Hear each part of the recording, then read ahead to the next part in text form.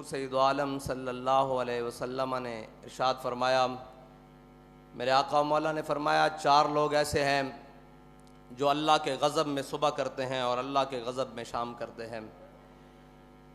صحابہ نے پوچھا یا رسول اللہ وہ 4 کون سے ہیں؟ میرے آقا مولا صلی اللہ علیہ وسلم نے فرمایا ایک تو وہ مرد ہے جو عورتوں جیسی مشابہت اختیار کرے، اور ایک وہ عورت ہے جو مردوں جیسی مشابہت اختیار کرے۔ تو وہ اللہ کے غضب میں صبح بھی کرتے ہیں اور اللہ کی ناراضگی میں شام کرتے ہیں۔ اور میرے آقا و مولا صلی اللہ علیہ وسلم نے اپنی زبان مبارکہ سے لعنت فرمائی ان مردوں پر بھی اور ان عورتوں پر بھی۔ میرے آقا و مولا صلی اللہ علیہ وسلم نے فرمایا المشتبہین من الرجال بالنساء، وہ مرد جو عورتوں جیسی صورت اختیار کرتے ہیں اور وہ عورتیں جو مردوں جیسی صورت اختیار کرتے ہیں، اللہ کی ان پر لعنت ہو۔ اب لعنت سے مراد کیا ہے جی؟ لعنت سے مراد یہ ہے کہ لغوی معنی اس کا یہ ہے کہ اللہ کی رحمت سے محروم ہو جانا، اور جو اللہ کی رحمت سے محروم ہو جائے وہ اللہ کے غضب کا مستحق ٹھہرتا ہے، اور جو اللہ کے غضب کا مستحق ٹھہرے وہ دنیا و آخرت میں برباد ہو جاتا ہے۔ یہ ہے لعنت کا معنی۔ اور میرے آقا و مولا صلی اللہ علیہ وسلم وہ زبان جس کو سب کن کی کنجی کہیں، اس کی نافذ حکومت پہ لاکھوں سلام۔ اب جس زبان سے ان کے اوپر لعنت ہوئی ہے وہ تو قیامت تک برستی رہے گی۔ اور لعنت سے مراد آپ کو بتا دیا کہ لعنت سے مراد وہ اللہ کی رحمت سے محروم ہو گئے، اور جس کو میرے آقا و مولا اللہ کی رحمت سے محروم کریں اسے رب کی رحمت دلوانے والا اور کون ہوگا؟ اس کو قیامت تک اللہ کی رحمت کوئی نہیں دلوا سکتا۔ اور جو اللہ کے غضب کا مستحق ٹھہر جائے، میرے آقا و مولا صلی اللہ علیہ وسلم کی زبان مبارکہ سے اسے اللہ کے غضب سے بچا کون سکتا ہے؟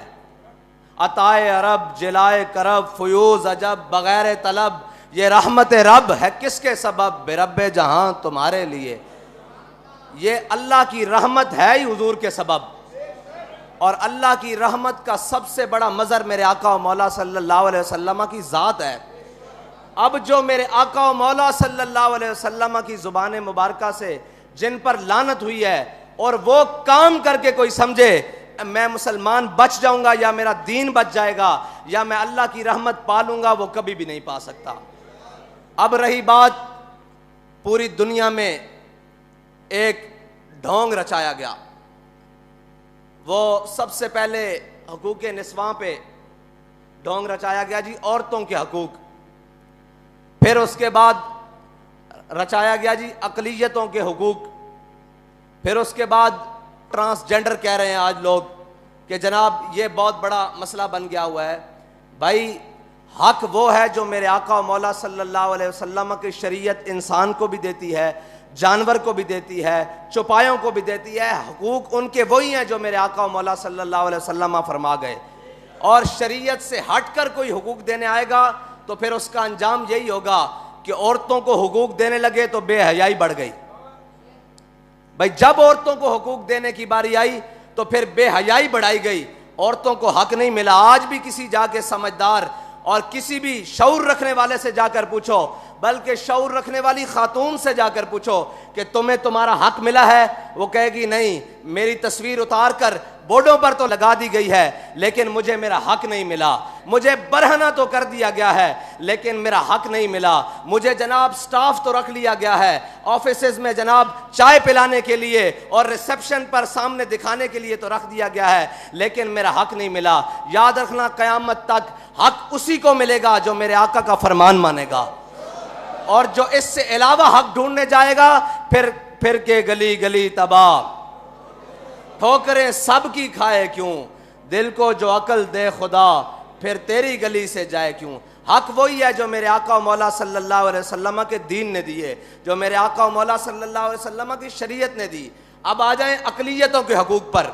جب اقلیتوں کے حقوق کی باری آئی تو صحابہ کرام کے قیادت میں ایک قلعہ جسے میرے آقا و مولا صلی اللہ علیہ وسلم کے غلاموں نے فتح کیا، اور وہ قلعہ جب فتح ہو گیا تو تھوڑی دیر بعد پیچھے سے لشکر کا پیغام آیا کہ یہ ہمیں قلعہ جو ہے نا جسے ہم قلعہ بولتے ہیں، یہ جو قلعہ ہے یہ اس کو دفاعی اعتبار سے چھوڑنا پڑے گا تھوڑی دیر کے لیے. ہم یہاں سے چھوڑ کر آگے جائیں گے فوجیں لے کر. تو وہ جو قلعہ تھا نا وہ عیسائیوں نے جنگ کر کے نہیں مسلمانوں کے حوالے کیا تھا، بلکہ انہوں نے رضاکارانہ طور پر جزیہ قبول کر کے اور کہا تھا ہم جزیہ دیں گے، آپ یہاں آ جائیں، اپنا نظام بنا لیں.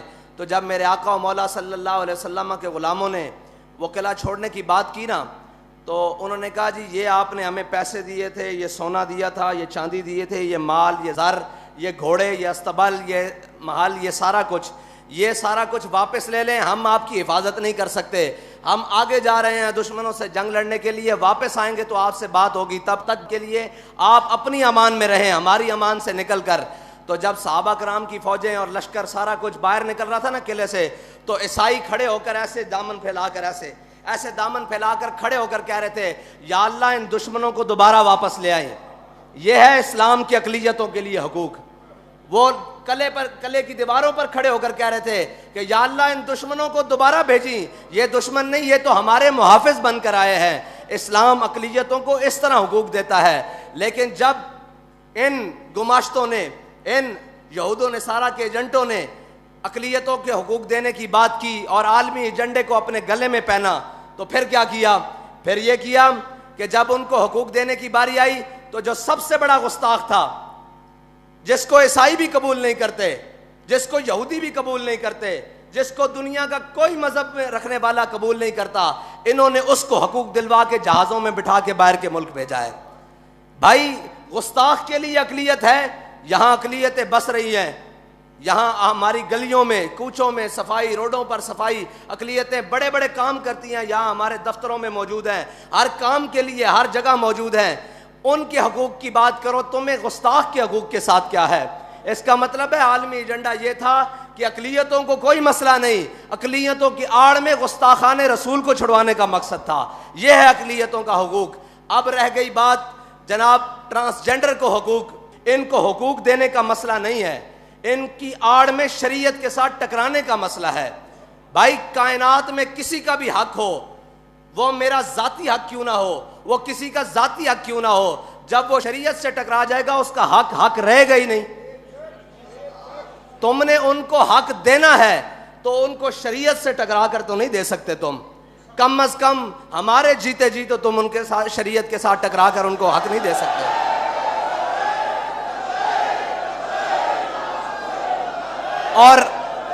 اور وہ حق رہا ہی نہیں جو شریعت سے ٹکرا جائے. اب تو وہ کفر بن گیا ہے جو شریعت سے ٹکرا کر ان کو حق دینے کی بات کرے. اور اس کفر کو جناب بات کرنے کی یا اس کفر کو نافذ کرنے کی بات کرے گا تو پھر اسلام کے سپاہی اس کے سامنے کھڑے ہو جائیں گے انشاءاللہ. اور انشاءاللہ پھر اس طرح کھڑے ہوں گے جس طرح فیض آباد میں کھڑے رہے ختم نبوت کے لیے، اور پھر اس طرح کھڑے رہیں گے جس طرح وزیر آباد میں جناب ناموس رسالت پر پہرا دینے کے لیے کھڑے رہے. خبردار جو شریعت سے ٹکرائے گا. ہمارے بڑوں نے اس ملک میں قربانیاں تمہاری عیاشی کے لیے یا شریعت سے ٹکرانے کے لیے نہیں دی. ہمارے بڑوں نے قربانیاں اس ملک میں اس لیے دی تھیں کہ اس ملک کا نظام لا الہ الا اللہ محمد رسول اللہ کے مطابق چلے گا. اس ملک کا نظام میرے آقا و مولا صلی اللہ علیہ وسلم کے دین کے مطابق چلے گا. اس ملک کا نظام میرے آقا و مولا صلی اللہ علیہ وسلم کی شریعت کے مطابق چلے گا. اللہ تعالیٰ تو آنو تے مینو حضور دے دین نال وفا نصیب فرمائے. اور جناب حضور دے دین دی سربلندی واسطے سانو ہمیشہ میدان عمل چ رہن دی توفیق عطا فرمائے. جے اے بل واپس نہ ہویا تو انشاءاللہ پھر اے تا جے گل ہے نا.